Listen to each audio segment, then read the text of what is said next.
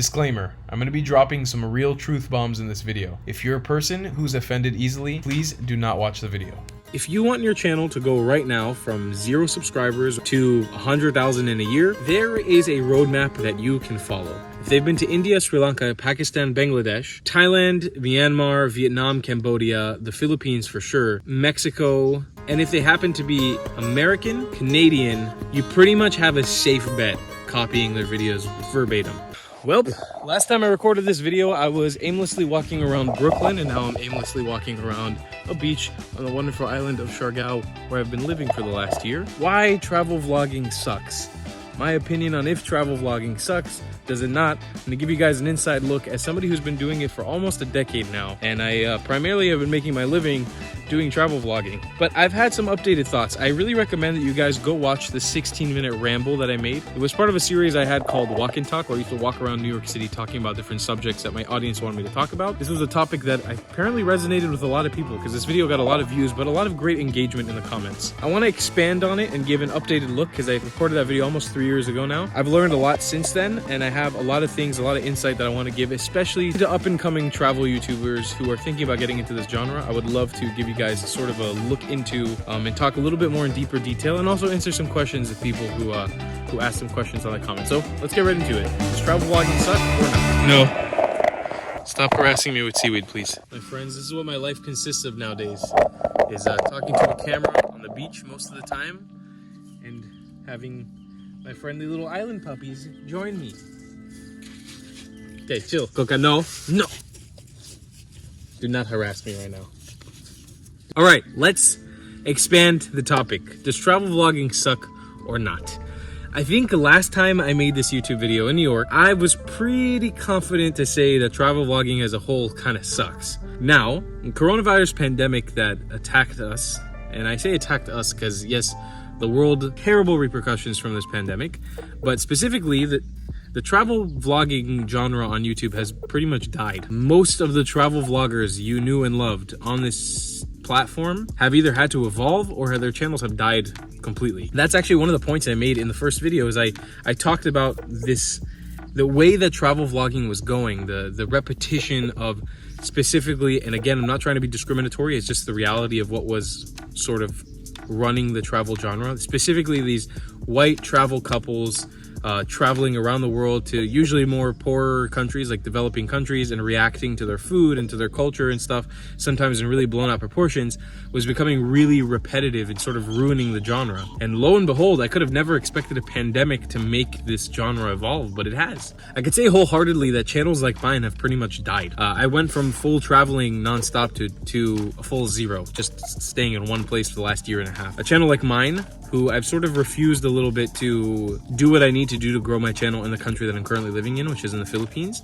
My channel's pretty much died. My views are all over the place. I'm having a very, very hard time bringing a consistent income and consistent views from it. But there's some channels like a friend of mine, his name is Mike Corey, Fearless and Far. He's been doing some crazy shit. He's been doing some really cool stuff during this pandemic. He's been traveling to places like Tanzania and climbing Mount Kilimanjaro, doing lots of really, really cool stuff that I myself would not be ready to do yet during this pandemic while we're still going on. But I gotta give him respect because the content he's been producing has been amazing, which for me, seeing videos like his recently has been a huge inspiration. It's been like, damn, this is what the genre has needed. It's been sort of a revival. And again, I'm not happy to say that a lot of channels have either died or evolved from this, but it's been really interesting seeing the evolution. I think most channels that chose a developing country to sort of base their views in have now decided to move there and live there full time. Getting into the more of the nitty-gritty details of whether travel vlogging sucks or not, I'm going to repeat some of the points I made in the first video, but I'm going to try to keep them a little more concise. The reality of making travel videos falls into a few brackets, and I'll outline them for you right now. One bracket is making videos as a couple, predominantly being a white couple. It just guarantees you views. The color of your skin, I'm sorry to say, it just guarantees you views in certain countries. And then just being just like a white person, just male or female, just traveling by yourself, experiencing the same things that the travel couple would experience. And then you sort of have like the trend hoppers or the culture baiters, which is something I took a part of as well. I'm not saying that I'm not innocent of this. That I am innocent of this. It's something I totally engaged in, which is you go to a country, a developing country, and you see things that they love or that's a big part of their culture, and you react to it, usually exaggerating your reactions to try to get views. It works really, really well. It worked fantastically for me in the Philippines, in Sri Lanka, in Mexico, and a bunch of places around the world. I did in the past. I'll probably continue doing it in the future because, again, I still haven't really found a way to get out of this loop. I'm going to be brutally honest, more honest than I was in the first video here, and this is particularly for the travel vloggers who are just coming up, who are watching this video, because the last one reached out to a lot of new and upcoming travel vloggers. There is a roadmap that you can follow. If you want your channel to go right now from 0 subscribers or a couple hundred subscribers, whatever it is at, to 100,000 in a year, there's a roadmap that you could follow. And I highly recommend just going to your favorite travel vlogger, especially if their skin color is white. And again, I'm not trying to be discriminatory. This is just, you know, something that works, and just literally following every trend that they did in any developing country in Southeast Asia or in South Asia. If they've been to India, Sri Lanka, Pakistan, Bangladesh, Thailand, Myanmar, Vietnam, Cambodia, the Philippines for sure, Mexico, and if they happen to be American, Canadian, you pretty much have a safe bet copying their videos verbatim. This isn't me promoting people copying each other, but I'm going to be honest with you. Most of this travel genre for a long time was just us copying each other's ideas. And it was working for a pretty long time, pretty well for a lot of people. That's what I highly recommend as a roadmap if you're really looking to grow your channel really quickly. Just a disclaimer. The COVID-19 pandemic has changed the way people intake travel videos as a whole. I cannot guarantee that that stuff is going to work for you moving forward. Next thing I want to do is just jump into reading some interesting comments, because I've been keeping up with this video. I've gotten a lot of comments from a lot of really interesting people. A lot of big YouTubers popped in here, a lot of up-and-coming YouTubers popped in here and left comments. So I just want to read some of them and give you guys some of a live reaction, because I feel like some of the questions that were asked were really valid and really well thought out. So I'm going to start with Raul George. He said, "Only bullshit. Don't listen to this guy. If you want to do travel vlog and be a YouTuber, just do it. I'm tired. This no people that say it is impossible. There's so many travel vloggers that make good money. Just search it on YouTube. Nothing is impossible. Just do it." Now, Raul has a point. He may have commented a bit like an asshole, which is fine, but he does have a point. You can do it. You can do travel vlogging, or you could have done it up until that point. I don't know moving forward what it's going to be like. The main point that I made in the video is I said it was kind of impossible to gain a consistent income and gain a consistent fan base and audience. I sort of hold true to that. There are exceptions to the rule, and I'm actually going to talk about them because somebody mentioned them later in this comment section. There are exceptions to the rule. People who did find a way to make a consistent income, and people who found a way to gain a consistent audience while travel vlogging. But the reality is, for most people travel vlogging, you're either going to be doing the trend hopping, which is going to different places doing similar trends that other people did, or you're going to be copying like different ideas, going to developing countries and just like sort of baiting off of their culture. I do stand behind the fact that about 99% of people who are getting into this genre are probably not going to have an easy time and just be able to do it. It's not necessarily the easiest thing to just do. You can't just get into it, start making a consistent living. You can't just like successfully do it. It's hard, and there's not a lot of people who broke that mold. So just to keep that in mind, Raul has a point. It's possible, and maybe there is something to just do it. But I will say, as somebody who's been doing it and knows a lot of people who have been in it, knows a lot of people who fail doing it, it's not that easy. So here's another comment by Benoit Perin. I'm assuming that's how your name is pronounced. He says, "I'm going to post another comment here. What about travel channels like Bald and Bankrupt and Harold Balder? They don't focus too much on destinations as a topic, but on cultural interactions with people.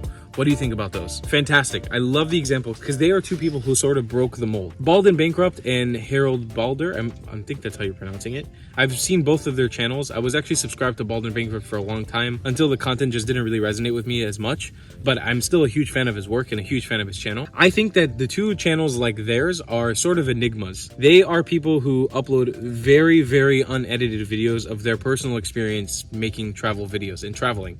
They travel to some really obscure locations like the borders of, I think, India and Pakistan. And then Harold Balder, I know he spent a lot of time in Sri Lanka, sort of learned the local language a little bit, really interacted with the locals. So again, I'm gonna make this point because this is my personal experience. This is not a discriminatory thing, but I think it's important to bring up. Both of these individuals are white, and I don't know their ethnicity, so they very well may not be white. They both look white from the outside.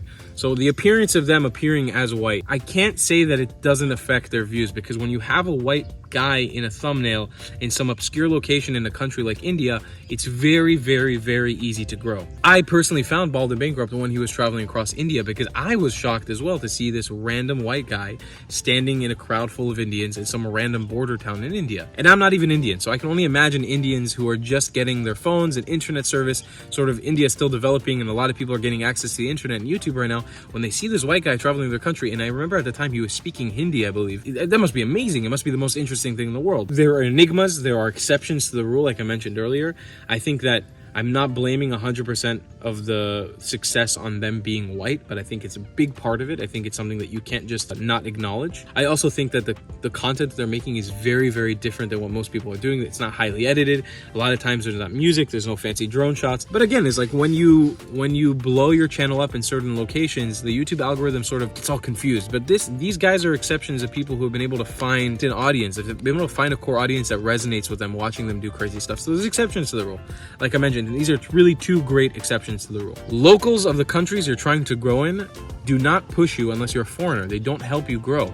It's very, very rare that I've seen a local from the country trying to develop as a travel vlogger succeed in their country. 9 times out of 10, the Filipino or the Indian or the Sri Lankan would rather watch a foreigner traveling in their country rather than their own local or a person of theirs traveling in their country, because they don't want to hear what a local about their country has to say about their country, because they could just ask any of their friends or family that are locals. They want to hear what kind of thoughts the foreigner has on their country, because it's interesting. They want to know if they're going to say bad things. Most of the time they want to hear them say good things. And the one thing that I've noticed is it's kind of hard to be super genuine when you're making these travel vlogs, because you usually have to stick to only saying good things about the country that you're in. If you dip into even a slight bit of criticism, it's really, really bad. Most of the times, a lot of these audiences, especially in developing countries, which have a lot of pride in the country that they're in. I'm not saying this is a bad or good thing. I'm just saying it's a fact. Have a lot of pride in their country, and if you even point the finger at something that's slightly off or slightly not good for you as a foreigner,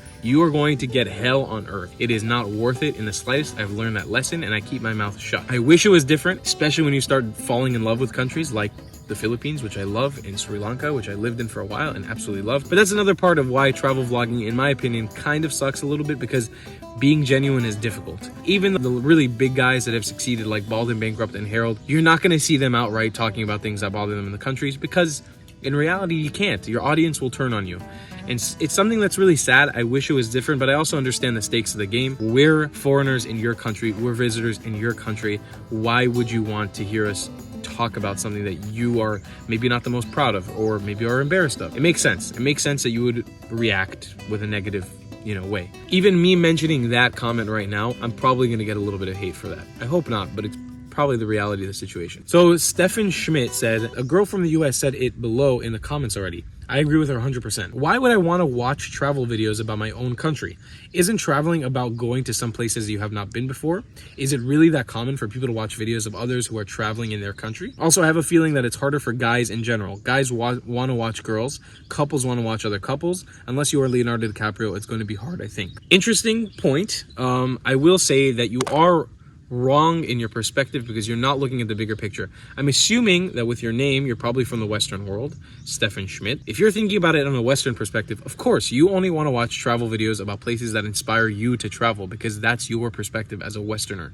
You have the money, or you might even have the potential to have the money to think about traveling. A lot of people in developing countries will never be able to travel. They will live and die in their own respective countries. They will never leave. And that's because they are developing countries. Finances are a lot lower there. The nations are not set up the way that places like you or I come from. And so your perspective of why would I want to watch somebody traveling in your own country? Yeah, a lot of Americans don't want to watch people traveling in the USA. A lot of Canadians don't want to watch people traveling in Canada. They're not really interested in it because they don't care, because they're thinking about traveling to other places. But people in the Philippines are not going to be watching Canada travel vlogs as a majority, as I'm making a generalization. People in India are not going to be watching travel guides to the United States. They're not going to be watching travelers in the United States. Why? Because that, for a lot of people in that country, is such a far reach from reality. It's so far away from being able to happen. most of these people in developing countries are not going to be thinking about backpacking Europe or going to South America for an adventure, because it's not a reality for them. It's not even really a possibility. So yes, people in the Western world, obviously, they're the small minority when it comes to this. A lot of people have caught on to the fact that if you travel to these developing countries, Southeast Asia mostly, and South Asia, if you go to these countries and you try to blow up, you'll do it because you're reaching out to audiences who want to watch foreigners praising their country. I hope that makes a little bit of sense and sort of clarifies it. But the proof's in the pudding, so just look at some other travel channels, start looking at the similarity. You'll realize what I'm talking about. The last sort of point I want to hark on is the little bit of a hack. There's a bit of a hack when it comes to travel vlogging, and it's something that not a lot of people talk about. And it's something that I noticed. Food is a really, really great way to gauge an audience and grow an audience when making travel videos. And it's a way for you to not necessarily sell your soul 100%. Now, again, for you to get all the big views and get the money and get the sponsorships, you gotta blow up your reactions a little bit to get the videos to go crazy. If you take a bite of something maybe you've had a few times before and make the reaction be crazy and be like, oh my God, this is the best thing I've ever tasted, and be a little disingenuous, I promise you it will go a long way in getting you views. It's just the reality. People in these countries want to hear their food and their culture praised. Yes, the reality is that if you praise these foods and if you go on food tasting tours and mix in different travel content as sort of, hide it in between the seams of your channel, it will help you. I'm personally just not passionate enough about food or making videos about food, so I've never really had that taken off, but most of the food videos that I've done on this channel have done fairly well, especially when I do exaggerate my reactions. It's just the reality of the situation. I recommend it to you if it's something that you want to do. Food is a really, really great way for you to gauge the culture, to make connections with the people in the country, and just start to learn a little bit more about the culture through the dishes. And it's something that pretty much has a surefire way of succeeding.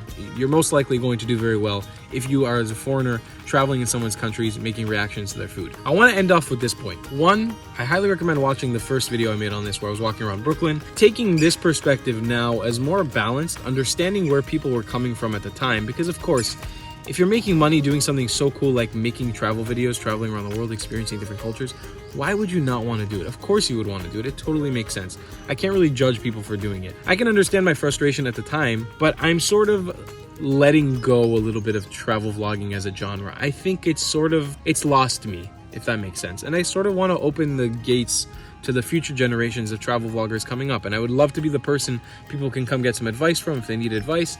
And if they have questions, I would love to be that person who's here for travel vloggers who are coming up. I'm really like to focus on bigger pieces and larger travel pieces that make people think a little more, even if they get lower amounts of views in the long run. That being said, like I said in the first video, I am a damn hypocrite, and I 100% want to make it clear right now that if I revert back into doing the old things that I did before, I'm 100% at fault and I'm 100% a hypocrite. I will remain a hypocrite probably till the day I die.